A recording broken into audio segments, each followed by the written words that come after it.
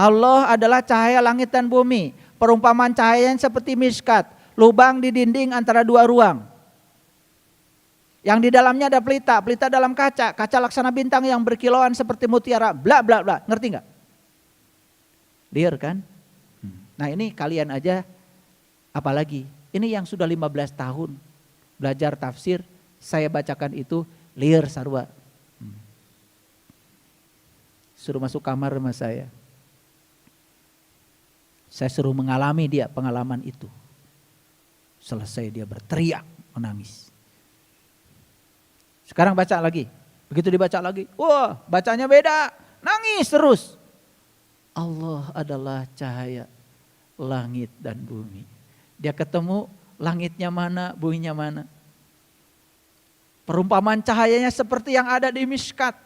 Ketemu miskatnya. Di dalamnya ada pelita, ketemu pelitanya. Pelita dalam kaca, panggih jeung kacana. Kaca laksana bintang yang berkilauan seperti mutiara, ketemu dengan bintang yang berkilauan seperti mutiara. Bla bla bla terus. Sepanjang membaca ayat itu dia menangis. Nanti saya buktikan, orangnya saya datangkan. Dia bilang sama saya, 15 tahun saya belajar tafsir, tidak mengerti apa-apa. Hanya bisa menafsir-nafsirkan. Hanya berdasarkan pikirannya yang sempit. Bukan berdasarkan kesadarannya. Kenapa sekarang hanya dalam waktu yang singkat saya bisa memahami An-Nur ayat 35.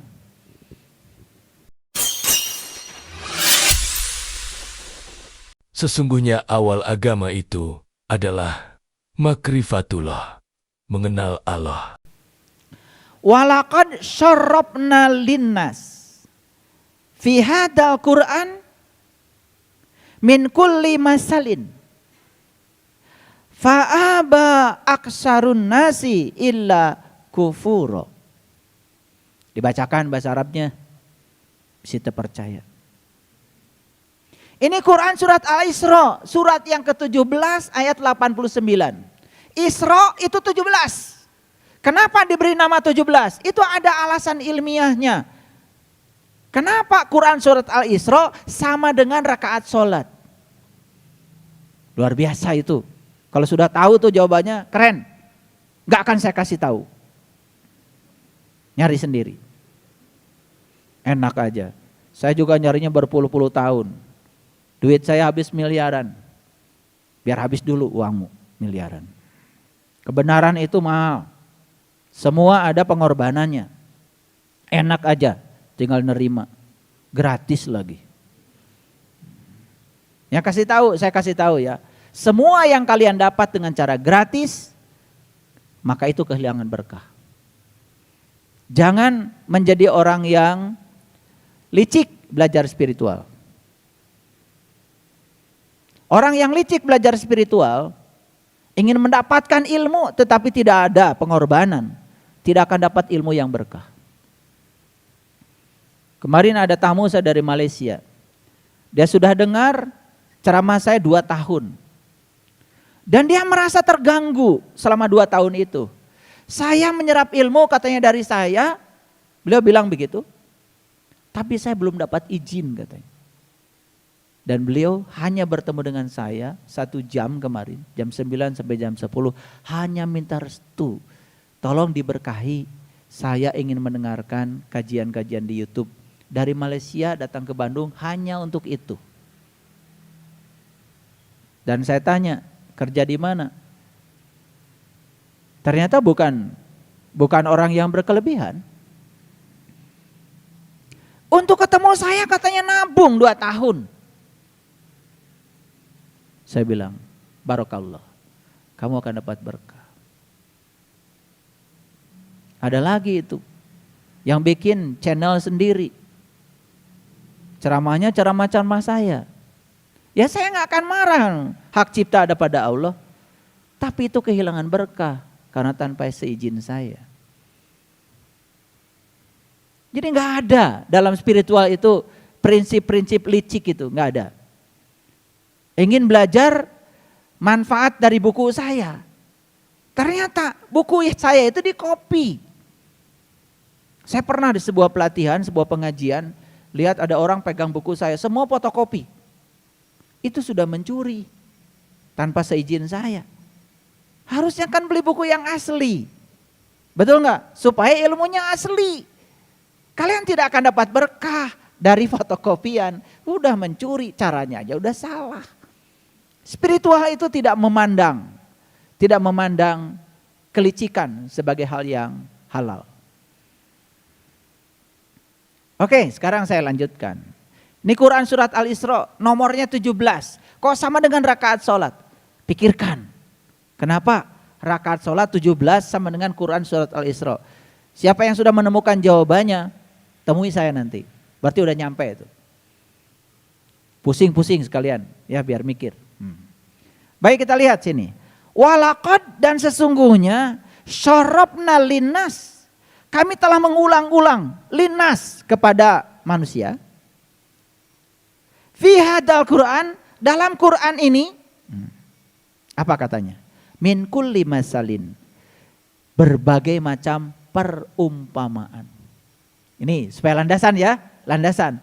Jadi ternyata isi Quran itu semuanya perumpamaan. Diulang-ulang perumpamaan itu. Oke.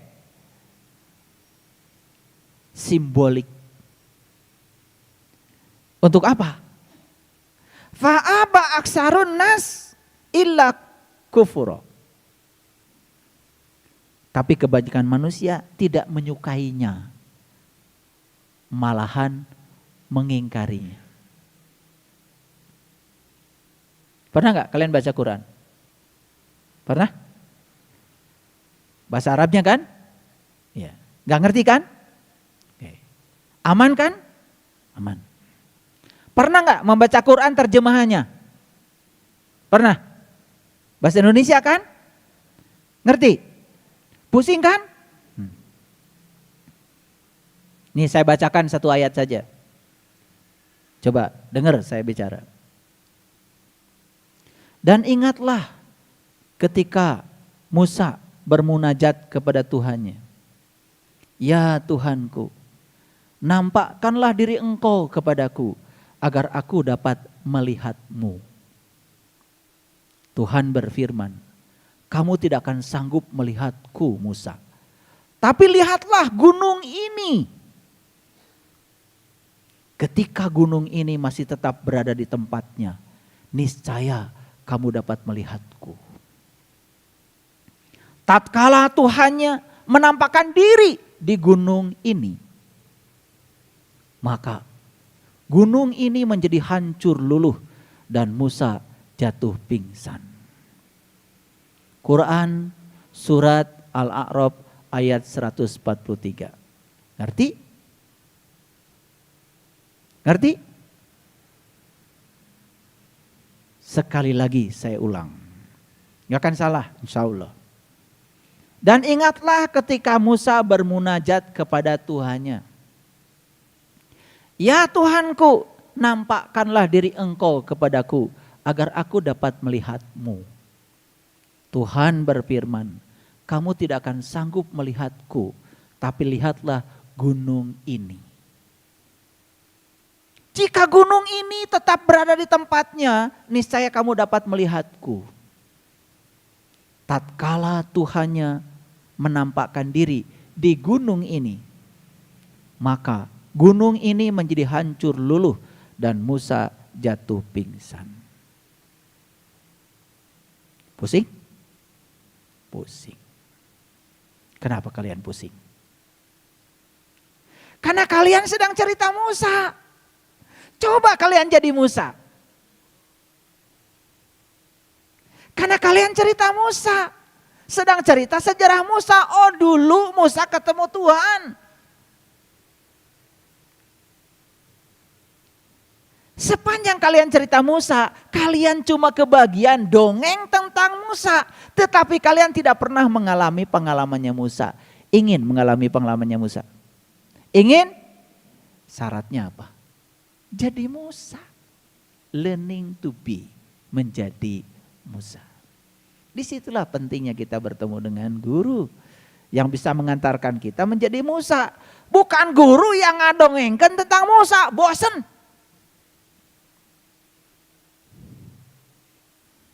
Saya udah kemana-mana cari guru. Sarua, dongeng. Oh, baheula teh Nabi Musa. Baheula deui, mun teu baheula jaga. Guru, saya mah pengen sekarang. Kan Quran itu konseptual sekaligus kontekstual. Kalau Quran konseptual dan kontekstual berarti Quran bisa dibuktikan. Itu yang saya cari guru. Buktikan ayat ini. Saya ingin mengalami seperti yang dialami Musa. Hari ini, saat ini, sekarang. Diusir saya. Tapi kalau kalian datang pada saya, ingin mengalami itu, gak akan saya usir.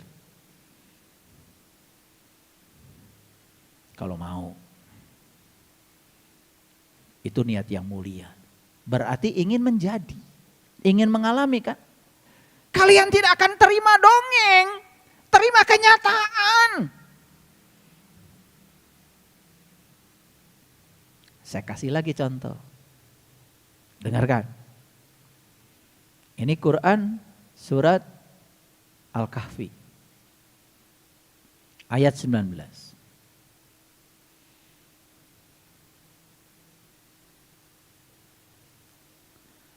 Dan demikianlah kami bangunkan mereka, agar mereka saling bertanya di antara mereka sendiri.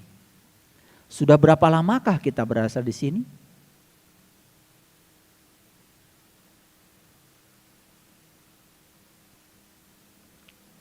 Mereka berkata, kita berada di sini sehari atau setengah hari. Tapi Tuhan kamu lebih tahu berapa lamanya kamu tinggal di sini. Hendaklah kamu pergi ke kota dengan membawa uang perakmu. Dan lihatlah di sana makanan yang lebih baik. Ambillah makanan itu untukmu, sesuka hatimu. Dan hendaklah kamu berlaku lemah lembut. Dan janganlah kamu mengatakan halmu pada seorang jua pun. Ngerti? Pusing lagi. Itu semua perumpamaan. Tidak ada kaitan dengan fakta. Tapi kaitannya dengan kebenaran. Itu adalah pengalaman tentang kebenaran. Gimana caranya? Tanya orang-orang. Itu cerita apa? Oh, itu dulu ada pemuda yang masuk ke dalam gua. Namanya Ashabul Kahfi dulu. Apa tidak mau kalian masuk ke dalam gua? Gua tuh gue teh aku. Saya, anak. Pintunya ada di sini, guanya ada di sini. Makanya orang Jakarta kan bilang saya gua. Tengarti-ngarti wae.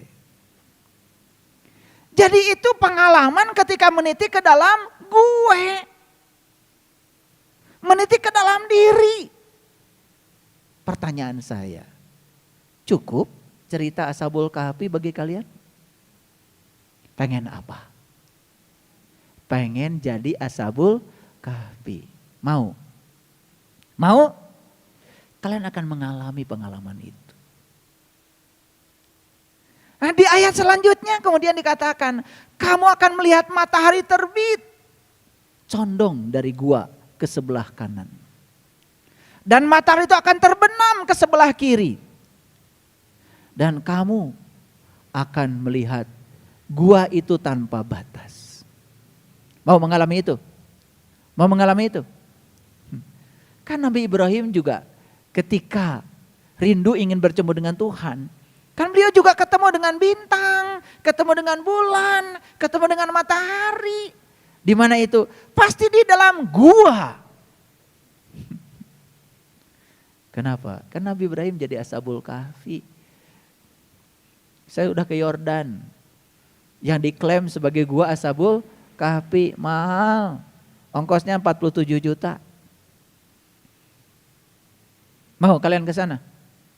Kasih ke saya 47 juta. Saya akan ajak kalian masuk ke Ashabul Kahfi yang sebenarnya. Nepi ka ditu ngan menang foto. Dijieunna ge tina batako. Sempit. 2-3 orang masuk ke dalam gua Ashabul Kahfi yang di sana. Gak cukup. Poek deh. Sedangkan di Quran dikatakan ada matahari terbit katanya dalam gua itu. Di ditu mah poek we mongkleng. Di lampuan. Ku jelema. Gitu. Seseorang di itu teh orang Indonesia unggul. Raresep orang Indonesia. Dibohongan teh. Atuh anu beunghar nya orang Yordan. Ke rumah di ditu segala mahal. Betul? Makanya mata uang yang paling mahal itu kan uang Yordan. Ya. Paling tinggi di dunia. Makanya rupiah, kalau kita bawa rupiah di situ belanja pakai uang Yordan. Aduh. Sep, ludes. Yuk lihat lagi ayat ini. Walaqad sarafna linnas fi hadzal Qur'an min kulli masalin fa aba aksarun nas illa kufura. Dan sesungguhnya kami telah mengulang-ulang kepada manusia dalam Al-Quran berbagai macam perumpamaan. Tetapi kebanyakan manusia tidak menyukainya, malahan mengingkarinya. Jadi kenapa kalian lebih suka membaca Quran bahasa Arab? Itu yang paling aman. Karena setelah baca itu kan kalian tenang. Datang arti.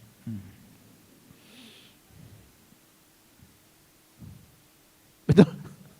Tenang. Abdi mah pami tos tahajud wengi terus ngawas Quran satu tuh. Tenang. Tiasa kitu ibu da abdi mah mau maca Quran teh jantung teh asa coplok. Tenang abdi mah alhamdulillah. Ngartos nu dibaca. Henteu. Matakan. Tenang teh da maneh mah teu ngarti. Teu ngarti saeutik-eutik acan. Kalau ngerti sedikit saja kan di sini mungkin jadi bergejolak. Coba. Dan sesungguhnya kami telah mengulang-ulang kepada manusia dalam Al-Quran itu berbagai macam perumpamaan. Tapi kebanyakan manusia tidak menyukainya. Malahan mengingkarinya. Wah buah urang. Yang tidak menyukai perumpamaan. Datang ngerti. Coba. Kemarin saya bahas tuh. Ada itu di kajian khusus. Kalian belum bisa masuk ke situ. Nanti kalau sudah jadi orang khusus baru boleh masuk kajian khusus. Sekarang masih jadi orang awam. Kajiannya awam aja dulu. Ada yang tanya sama saya. Minta dijelaskan Quran surat Al-An'am. Ayat 143 sama ayat 144. Bunyinya begini. Ini saya tunjukkan ya. Supaya ngerti. Coba lihat nih. Satu orang baca yang kenceng, ada yang paling depan deh. Bunda Neni silakan baca. Kelihatan? Enggak begitu jelas. Yang muda deh. Atau saya yang baca ya? Ya. Simak, dengarkan, mau saya baca. Yaitu 8 binatang yang berpasangan. Sepasang domba, sepasang kambing. Katakanlah, apakah 2 yang jantan yang diharamkan Allah atau 2 yang betina? Ataukah yang ada dalam kandungan 2 betinanya? Terangkanlah kepadaku dengan berdasarkan pengetahuan jika kamu memang orang-orang yang benar. Pusing? Pusing. Sok, rek kumaha? Tambah deui supaya tambah pusingna. Dan sepasang dari unta dan sepasang dari lembu. Katakanlah, apakah 2 yang jantan yang diharamkan atau 2 yang betina? Ataukah yang ada dalam kandungan 2 betinanya? Apakah kamu menyaksikan di waktu Allah menetapkan ini bagimu? Maka siapakah yang lebih zalim daripada orang-orang yang membuat dusta terhadap Allah untuk menyesatkan manusia tanpa pengetahuan? Sesungguhnya Allah tidak memberi petunjuk kepada orang-orang yang zalim. Pusing? Jika kieu Quran teh. Sok. Kakara bisa maca Quran isukna nyieun pasantren.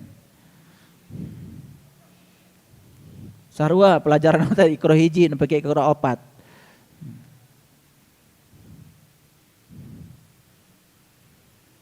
Cing mikir tuh mikir.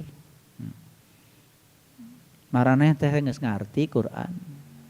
Geus ngarasakeun acan. Pusing enggak baca ini? Sekali lagi saya baca. Dan sepasang dari unta dan sepasang dari lembu. Apalagi kalau ada hajatan kan pasti dibacanya juga pakai puitis. Dan sepasang dari unta. Dan sepasang dari lembu. Katakanlah. Apakah dua yang jantan yang diharamkan atau dua yang betina? Ataukah yang ada dalam kandungan dua betinanya? Apakah kamu menyaksikan di waktu Allah menetapkan ini bagimu? Kan suka begitu kan kalau ada tilawah. Maka siapakah yang lebih zalim daripada orang-orang yang buat-buat dusta terhadap Allah? Untuk menyesatkan manusia tanpa pengetahuan. Tamah lieur kan. Betul gak? Tapi karena upacara sudah selesai apalagi lapar. Ya dibacakan ayat ini. Tidak peduli isi Quran mah naon. Nu penting mah nasi tumpeng. Dahareun loba. Beres ngaji teh apa ditanya? Tadi ngaji naon? Duka teuing. Nu apal teh ya tumpeng. Jeung sambal tarasi ya. Iya. Buktinya apa? Leungeun bau keneh. Eta ada ngaji. Pusing enggak baca ayat ini? Maaf ya. Ini enggak bisa saya jelaskan di sini. Yang 8 binatang tuh yang mana? Kenapa jadi 4 pasang? Kenapa domba, kambing, unta dan sapi? Kenapa? Maaf ya, bukan di sini. Biar pusing aja di sini saya bacakan. Makanya selesai saya kaji ini ya. Karena yang saya sampaikan tuh mereka-mereka yang sudah mengalami ayat ini, semua kirim WA. Terima kasih ayah. Saya jadi tercerahkan. Selama ini saya baca Quran gak ngerti. Saya udah baca berulang-ulang gak ngerti. Dan baru kali ini saya mengerti karena saya mengalaminya sendiri. Karena jadi kambing. Jadi domba. Jadi unta. Jadi sapi. Mengalami sendiri langsung. Mau mengalami. Ini kalau diteruskan sama saya tambah pusing. Nah ini perumpamaan. Apakah ini terkait fakta? Tidak. Tetapi tidak mungkin Allah berfirman kalau di dalamnya tidak ada kebenaran. Di sini ada kebenaran. Dan saya bisa menunjukkan kebenaran itu. Satu syaratnya. Kalian mengalami kebenaran itu. Begitu sudah mengalami, sepelik apapun, sesulit apapun, kalian akan mengerti dengan sendirinya. Itu yang disebut dengan pintar tanpa belajar, cerdas tanpa berlatih. Mau begitu? Lampaui pikiran. Lampaui pikiran. Itu. Ini ngaji tanggung sebetulnya. Dan yang tanggung-tanggung ini biasanya banyak pendengarnya. Ya, jadi supaya banyak pendengarnya maka dibuat tanggung. Biar penasaran. Oke, lanjut. Lanjut. Yuk, kita lihat ayat ini. Ini bahasanya sama, ayatnya beda. Sama seperti tadi. Walaqad syarabna fi hadzal Qur'an linnas min kulli masalin. Persis sama. Persis sama. Coba kita lihat ayat yang tadi. Yang ini kan. Walaqad syarabna linnas fi hadzal Qur'an min kulli masalin. Sama kan? Sama kan? Cuman yang tadi ujungnya aja yang berbeda. Ujungnya mengatakan tetapi kebanyakan manusia tidak menyukainya, malah mengingkarinya. Manusia yang mana ini yang mengingkarinya? Manusia mana yang tidak menyukainya? Manusia yang buta mata kolbunya. Maaf ya, sekalipun kalian belajar tafsir, silahkan. Kalau tafsir itu hanya pikiran dari si penafsir, hasilnya sama, nggak ngerti, pusing.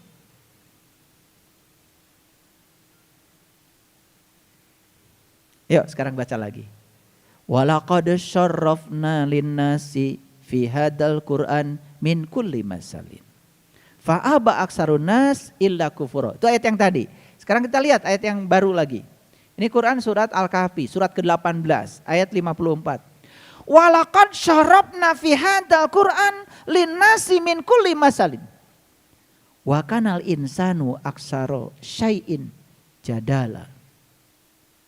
Dan sesungguhnya kami telah mengulang-ulang bagi manusia dalam Al-Quran itu berbagai macam perumpamaan. Jadi di Quran itu perumpamaannya banyak.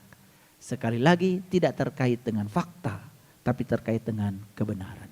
Satu-satunya kalian akan memahami kalau kalian sudah sampai pada kebenaran itu.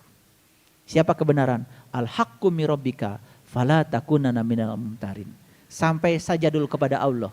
Makanya Quran ini hanya akan dipahami untuk orang-orang yang sudah baligh. Tahu baligh? Baligh teh bahasa Sunda. Dari bahasa Arab, dari balago. Balago, baligh.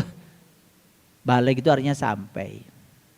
Jadi Quran ini akan dipahami oleh orang yang sudah baligh. Tahu cirinya orang baligh? Mimpi basah. Umur 7. Boro-boro umur 7, 70 tahun ke can baraleg. Ay mimpi basah mah geus. Tapi can balik.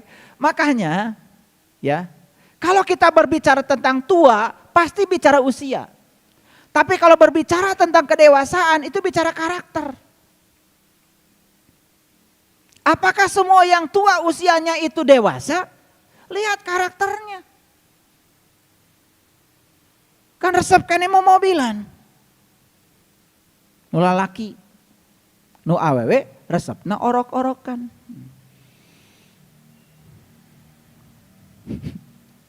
Mengerti? Ini saya ngomong pakai bahasa simbolik ini. Udah tua tapi masih senang mobilan. Ngerti maksud saya? Pasti ngerti. Saya tidak berbicara kalian kemudian nyuruh mau mobilan, bukan itu. Mal aya. Mobil-mobilan itu artinya dua kata yang diulang pakai akhiran an kan bohong. Geus kolot tapi resep mobil-mobilan, geus kolot tapi resep salat-salatan. Sahadat-sahadatan.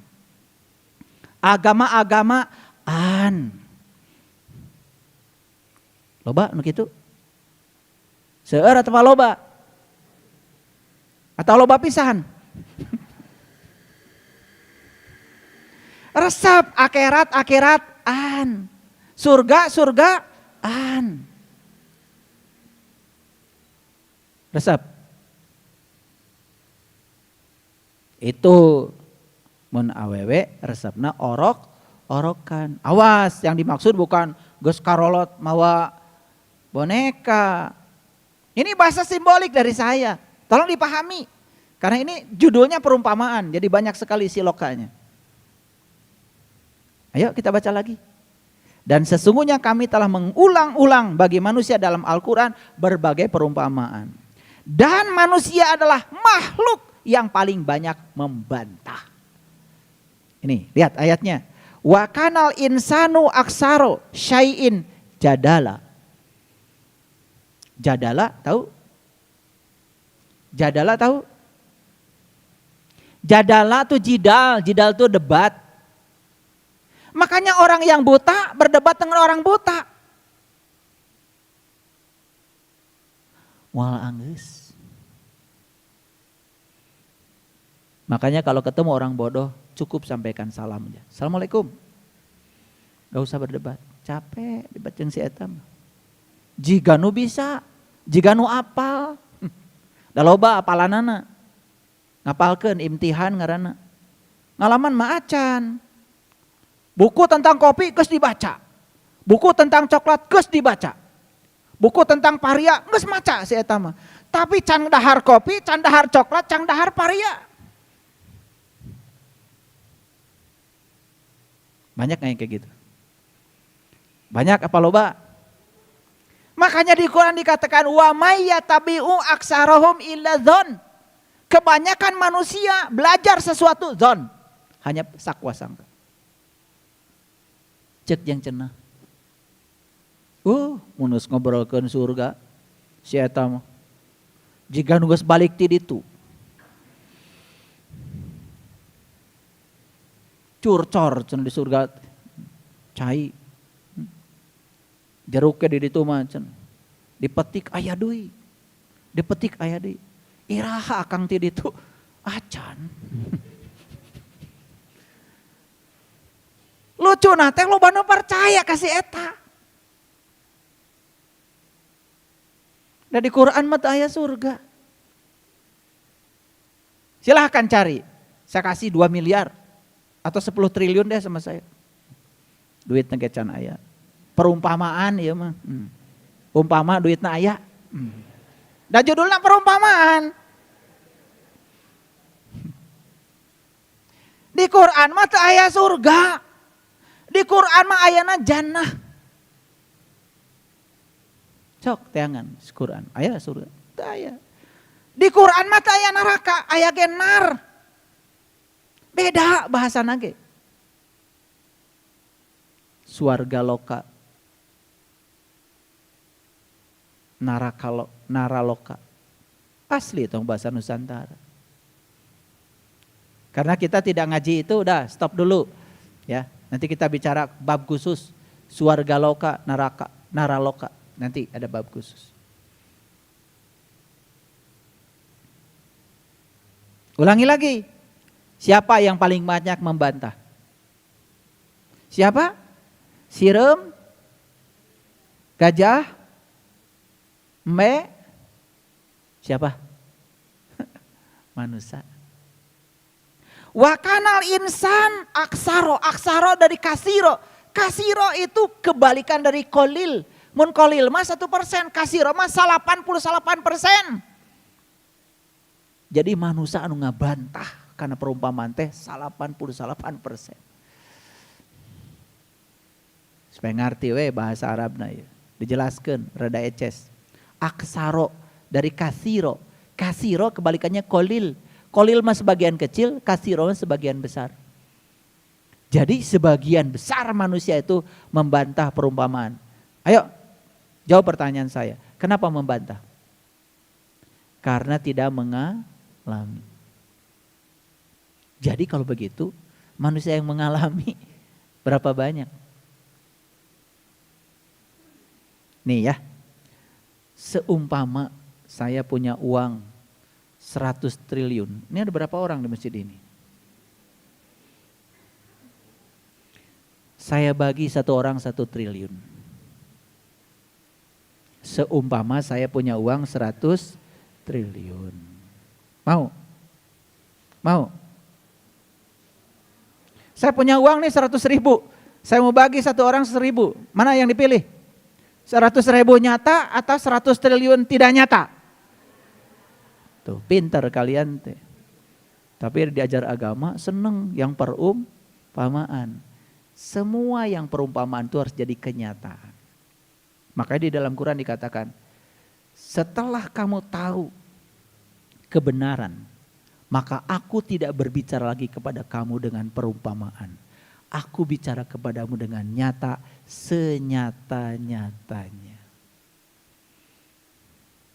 Allah goib apa nyata? Nu teu apal mah cenah goib. Nu apal mah Allah teh nyata, senyata nyatanya. Wal awalu wal akhiru wal dhahiru wal batin. Dia tidak berawal, dia tidak berakhir. Dia yang zahir, dia juga yang batin. Yang mana yang bukan Allah? Kemanapun kau malingkan wajah, yang kamu lihat cuma satu, wajahnya Allah. Tuh, nyata kan? Nyata, anu tos apal mah. Anu can apal mah nyaeta perumpamaan kene. Mau nyata atau perumpamaan?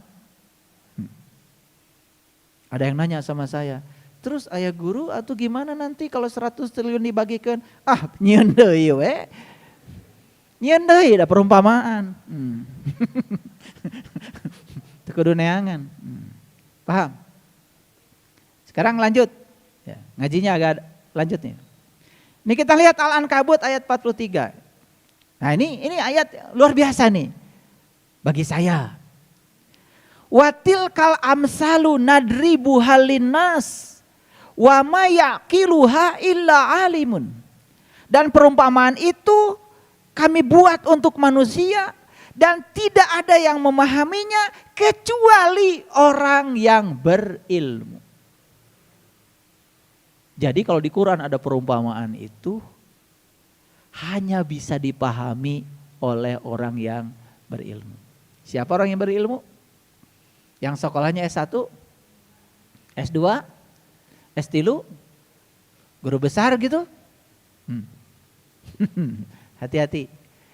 Saya tidak mau bicara atribut. Saya mau bicara pakai bahasa Rasul. Nabi Muhammad kan bilang begini. Beruntunglah orang-orang yang tidak hidup sejaman denganku, tetapi mereka masih dapat ilmuku dari para pewarisku. Itu hadis. Ada seorang sahabat bertanya, ya Rasulullah, siapa orang yang mewarisi ilmumu itu? Nabi Muhammad mengatakan, al ulama warasatul anbiya.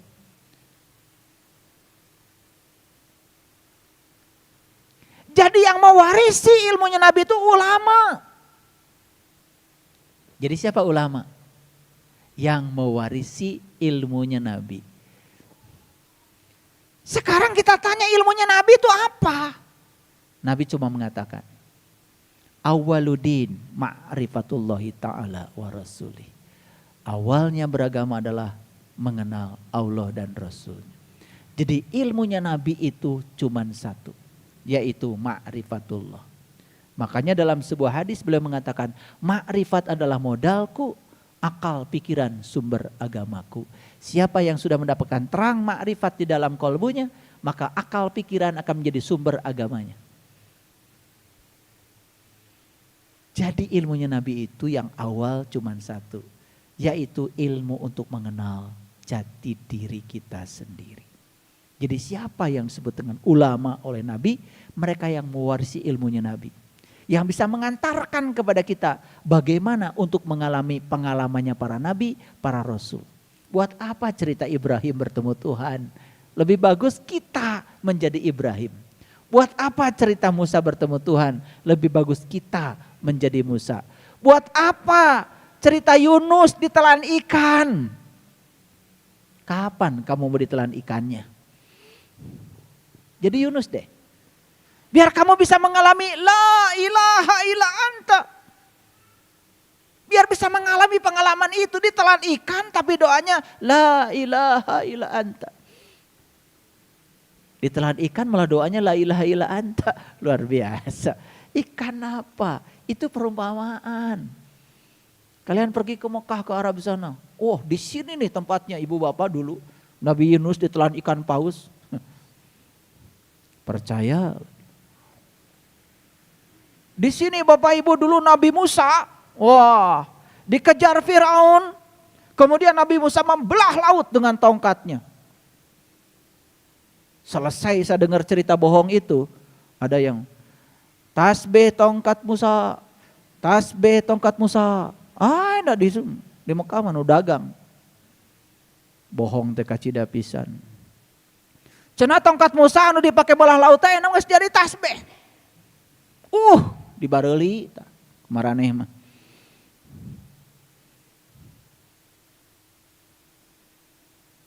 Gak tahu tongkat Musa itu yang mana, lautnya yang mana, cara membelahnya bagaimana. Yang Fir'aun tuh yang mana? Kan Fir'aun itu yang suka membunuh anak laki-laki, membiarkan hidup anak perempuan. Itu kata Quran. Mana anak laki-laki? Jiwa kita, ruh kita. Mana anak perempuan? Jasmani kita. Yang hidupnya cuma orientasi pada jasmani. Tiap hari terus aja ngurusin tentang makanan tubuh yang jasmani. Tapi makanan jiwa tidak pernah diurus oleh kita. Itulah Fir'aun. Yang tidak peduli pada jiwanya sendiri. Siapa Musa? Musa itu yang peduli pada jiwanya. Jiwa raga kalau Musa. Makanya ada Fir'aun, ada Musa. Ada Musa, ada Fir'aun. Siapa Musa? Musa itu diri kita. Fir'aun juga bisa diri kita. Di sini saat ini sekarang. Bukan soal sejarah. Ada lagi. Musa, Fir'aun. Disingkat jadi Musafir. Jadi siapa Musafir itu? Itu tuh Fir'aun yang sedang hijrah. Ingin jadi Musa. Kakara setengah. Disebutnya musafir kan gitu. Makanya orang sedang musafir disebutnya sedang safar. Berarti sedang melakukan perjalanan. Bagus. Daripada 100% Fir'aun. Kan kalau musafir berarti sudah setengah Fir'aunnya toh. Udah setengah Musa. Bagus itu. Saya doakan ya kalian. Setidak-tidaknya sudah setengah Musa udah bagus. Udah bagus itu. Daripada 100% Fir'aun. Ngerti sekarang? Jadi orang seperti apa yang mau kita cari? Karena Quran mengatakan watilkal amsalu nadribu halinas, dan perumpamaan ini kami buat untuk manusia, tidak ada yang mengetahuinya kecuali orang yang berilmu. Siapa yang berilmu itu? Yang mewarisi ilmunya para nabi. Ilmu apa? Ilmu untuk mengenal jati diri. Siapapun yang mewarisi ilmu itu, cari. Tanya orang itu. Jika perlu mengemis pada orang itu. Mengemis. Orang itu mahal. Sulit dicari.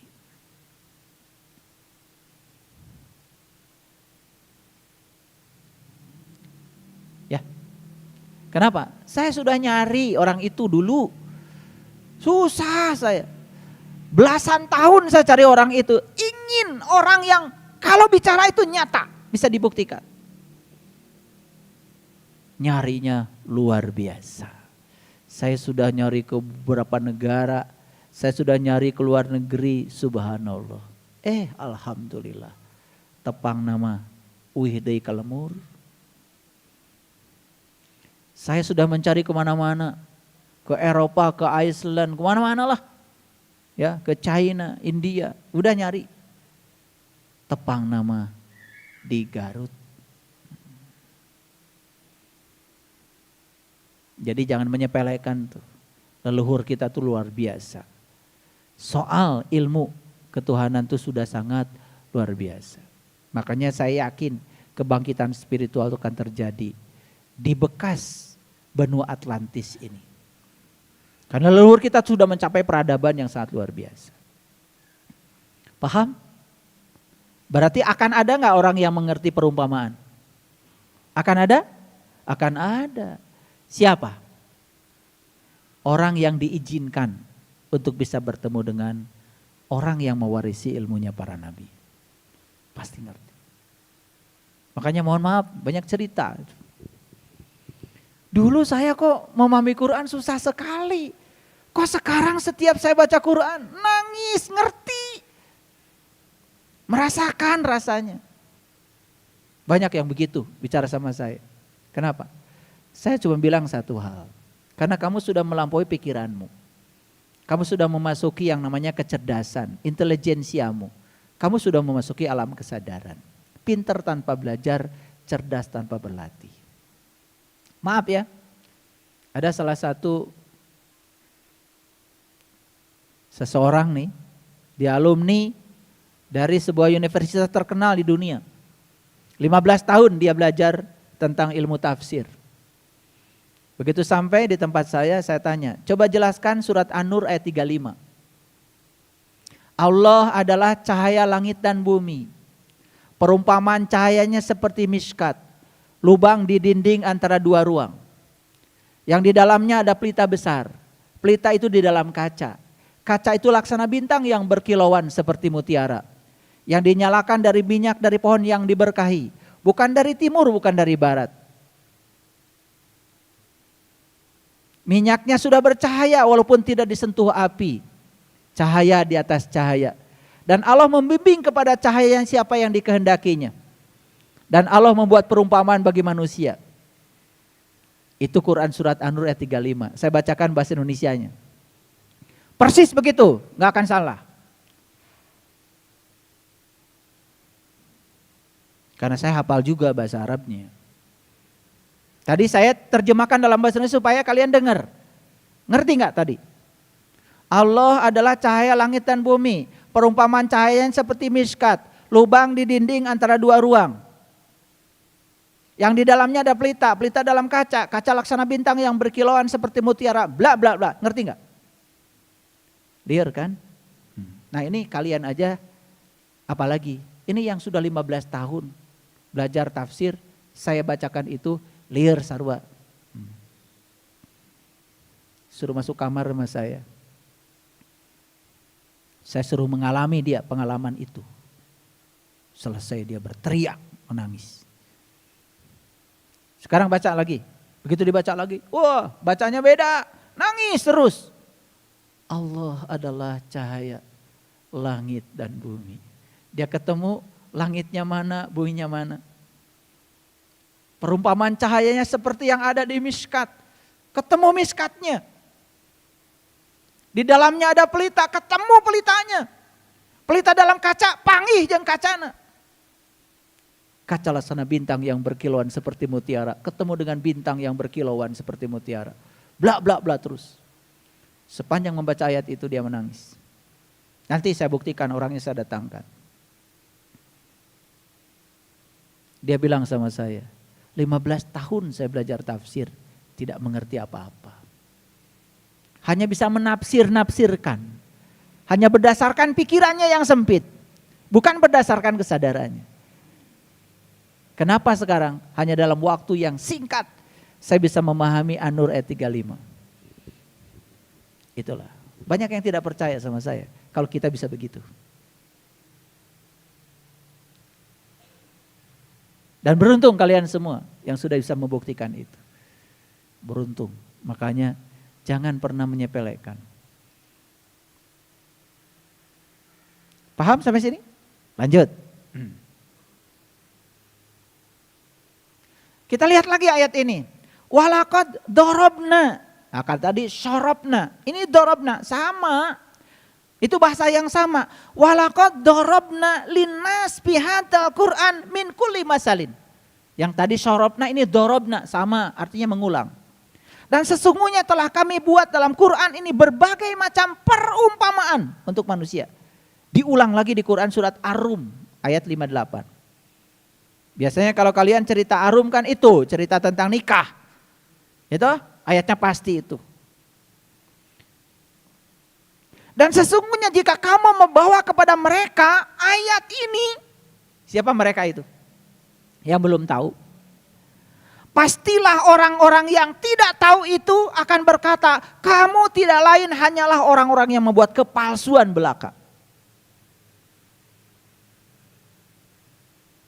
Ayat-ayat yang perumpamaan tadi sampaikan kepada mereka yang masih tertutup mata kalbunya. Kita akan dibilang sesat. Kita akan dibilang membuat kepalsuan belaka. Gak nyambung. Siapa mereka itu? Orang-orang yang masih tertutup penglihatan kalbunya. Kenapa mereka tidak percaya? Wajar tidak percaya. Karena mereka belum mengalaminya. Belum mengalaminya. Makanya beruntung yang sudah mengalaminya. Saya mau tanya, kalian yang sudah pada mengalami, betul gak omongan saya? Gampang gak belajar Quran? Baca Al-Fatihah ngerti, baca Al-Baqarah ngerti, baca Al-Imran ngerti. Semuanya ngerti. Yang ada cuman hangat-hangat air mata. Berarti pesan dari Allah itu nyampe? Nyampe, itu namanya surat. Kita baca lagi Quran surat Az-Zumar nih. Ya, ayat 27. Sama ayatnya dengan tadi. Walaqad dorobna linnas. Fi hadzal Qur'an min kulli masalin. Kalian sekarang tinggal dengar saya ngomong kok. Saya ngumpulkan ini berjam-jam. Berhari-hari, berbulan-bulan. Kalian tinggal dengar. Gratis lagi. Kasih makan lagi. Walaqad darabna linnas fi hadzal Qur'an min kulli masalin la'allahum yatadakkarun. Sesungguhnya telah kami buatkan bagi manusia dalam Al-Quran berbagai macam perumpamaan supaya mereka berpikir, supaya mereka dapat pelajaran. Saya tanya, siapa yang dapat pelajaran? Siapa yang akan dapat pelajaran dari ayat-ayat perumpamaan? Siapa? Udah ada jawabannya, baca sendiri. Siapa manusia yang akan mendapatkan pelajaran dari perumpamaan itu? Yaitu yang mampu mewujudkan perumpamaan itu menjadi kenyataan dalam diri sebagai sebuah pengalaman spiritual. Ayo sekali lagi saya tanya, mau terus menerus mendengarkan orang cerita tentang kopi atau minum kopi? Itu aja. Selama ini ngaji kalian kurang tepat, terlalu banyak dengarkan ceramah. Yang diceramahkan juga belum sesuatu yang dialami, betul nggak? Iya, jadinya kira harus minum kopi nak. Betul? Oke. Lanjut. Ini Quran surat Al-Hasyr nih. Nah, ini udah saya kasih tahu satu ayat aja nih. Yang sudah terbuka mata kalbunya pasti ketawa. Pasti bahagia, pasti ngerti. Saya bacakan ya. Dengarkan. Lau anzalna hadal Qur'ana ala jabalil la ra'aitahu khashi'an mutasaddi'an min khasyatillah wa tilkal amsalu nadribuha linnasi la'allahum yatafakkarun. Biasanya suka dibaca ya dalam sholat. Ayat ini keren sekali. Kalau sekiranya kami turunkan Quran ini kepada sebuah gunung. Ngerti? Kalau sekiranya kami turunkan Quran ini pada sebuah gunung. Ini Quran diturunkan pada gunung. Tahu ya Quran yang mana? Gunung yang mana kan? Nah, ini yang ngerti langsung aku tahu. Pasti kamu akan melihatnya tunduk terpecah belah. Betul? Pecah gunungnya?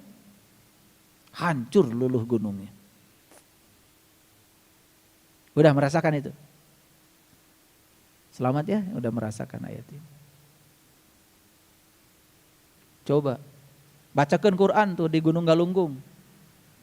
Belah gunung? Atau di sini di Gunung Burangrang nih, bacakan Quran belah gunung? Karena kita nggak ngerti gunung yang mana, Quran yang mana, nggak ngerti.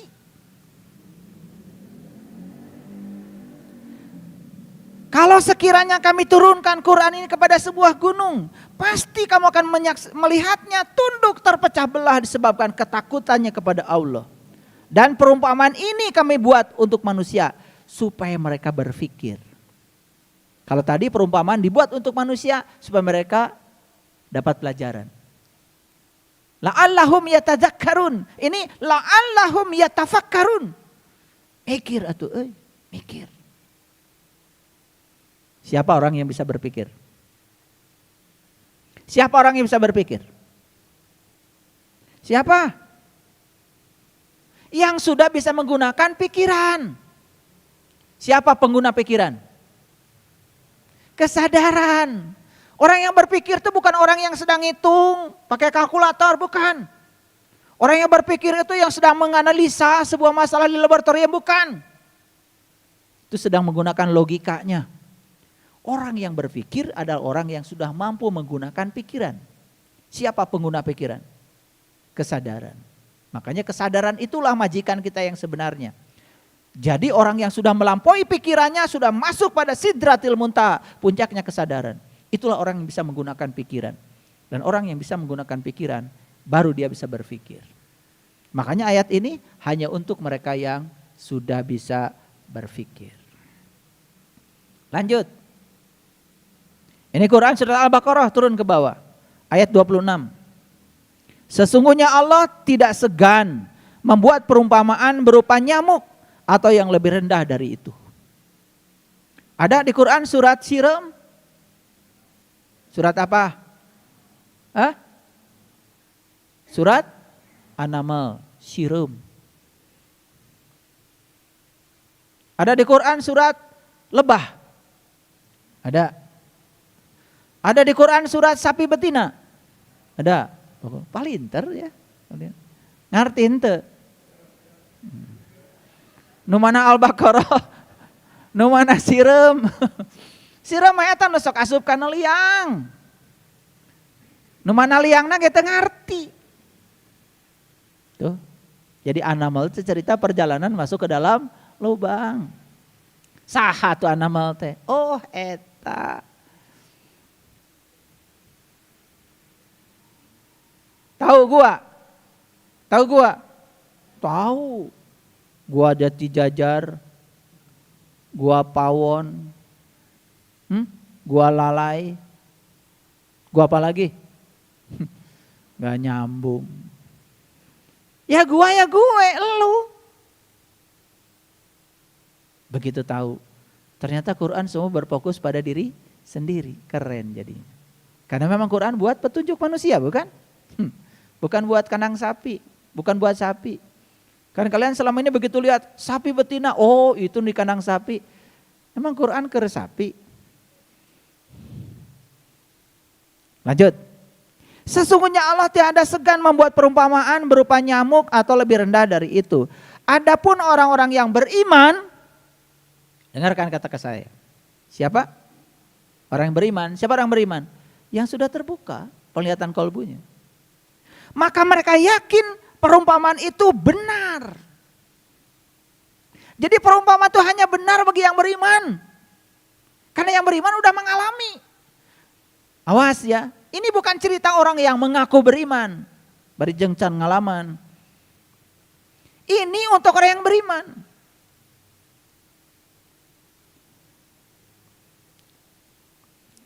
Perumpamaan itu benar. Benar itu dari Tuhan mereka. Tetapi orang-orang yang kafir, nah, yang tertutup, masih tertutup. Mereka mengatakan, apakah maksud Allah menjadikan ini perumpamaan? Dengan perumpamaan itu banyak orang yang disesatkan Allah. Dan dengan perumpamaan itu banyak juga orang yang diberinya petunjuk. Dan tidak ada yang disesatkan Allah kecuali orang-orang yang fasik. Tahu siapa orang yang fasik? Tahu apa tidak? Kalau enggak saya beritahu. Orang fasik itu orang yang tidak tahu, tetapi dia tidak tahu bahwa dia tidak tahu. Tapi kemana-mana seakan-akan dia mengatakan diri sebagai orang yang tahu. Padahal dia tidak tahu. Cuma dia tidak tahu kalau dirinya tidak tahu. Itu orang fasik. Makanya orang yang fasik tidak bisa ditolong. Maaf ya. Kalian yang mau duduk di sini mendengarkan saya bicara. Saya yakin kalian orang-orang yang layak untuk ditolong. Tapi orang yang mengatakan dirinya tahu, padahal sesungguhnya dia itu tidak tahu. Cuma dia tidak tahu bahwa dirinya tidak tahu, tidak akan ada tempat ini. Betul? Selamanya memberitahu terus pada orang yang dia tidak tahu. Dan orang yang semacam itu tidak bisa ditolong. Santrinya bisa ditolong, gurunya belum tentu.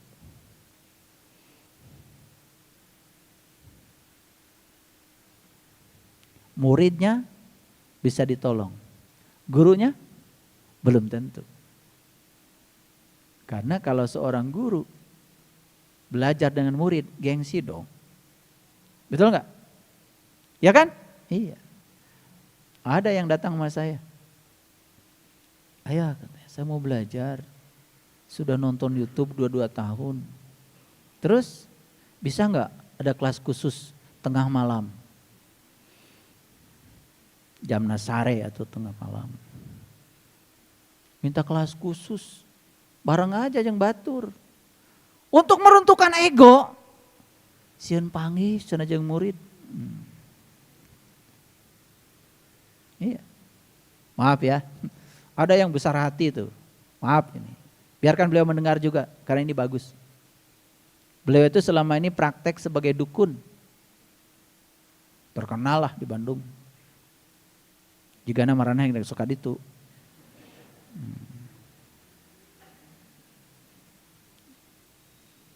Begitu sudah mendengar kajian saya, dia mengatakan, saya selama ini membohongi orang.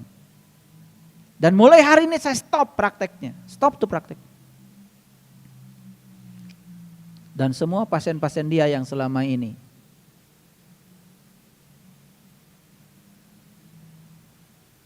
datang ke rumahnya, praktek perdukunan itu. Dibawa ke saya. Saya bilang, kamu mulia. Akan diangkat derajatnya. Kenapa? Dia tidak gengsi. Bahkan semua yang datang sekarang ke rumahnya, tong ka dieu deui. Kacimahi we. Terus insaf saya. Bagus gak? Keren. Itulah hijrah, itu luar biasa. Di sini juga banyak dukun. Duduk sambil lihat akun.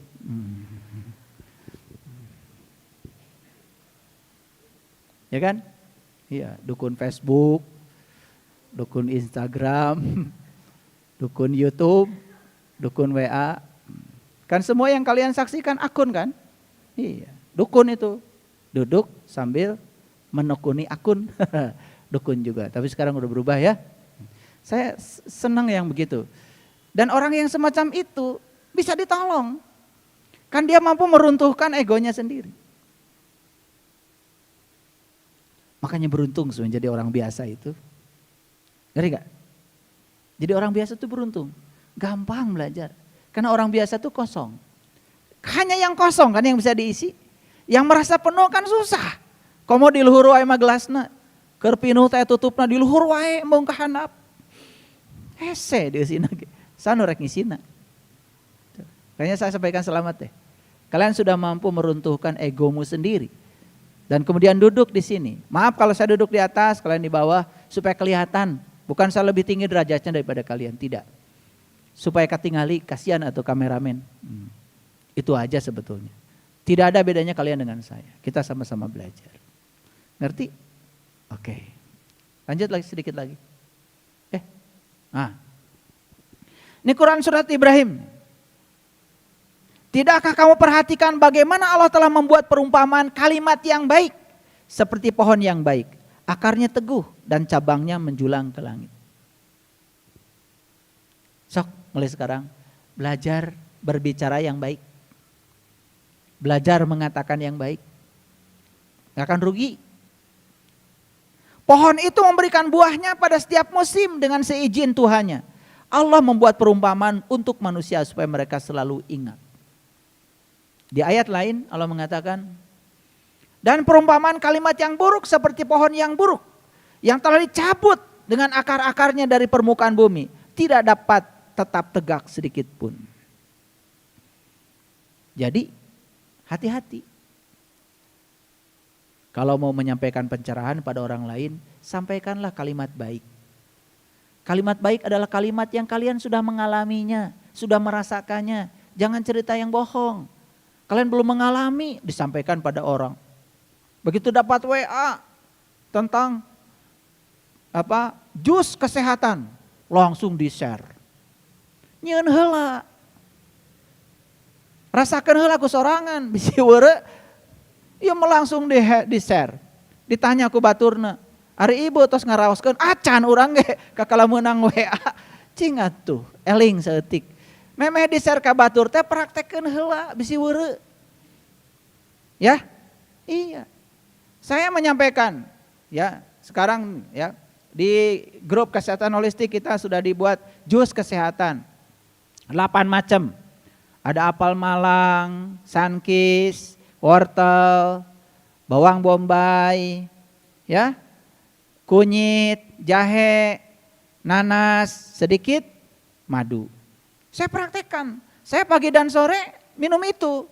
Sebelum olahraga saya minum itu. Saya kasih tahu sama kalian, itu jus itu benar-benar luar biasa. Saya pagi-pagi sarapannya itu sama kefir. Sampai jam 1 saya nggak makan nasi, cuman itu aja, ya.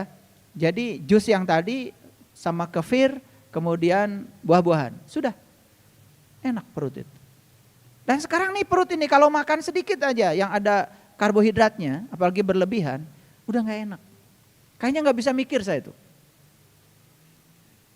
Dan saya buktikan selama beberapa bulan ini, dan saya sampaikan pada kalian karena saya sudah mengalaminya, sehat. Jauh dari penyakit.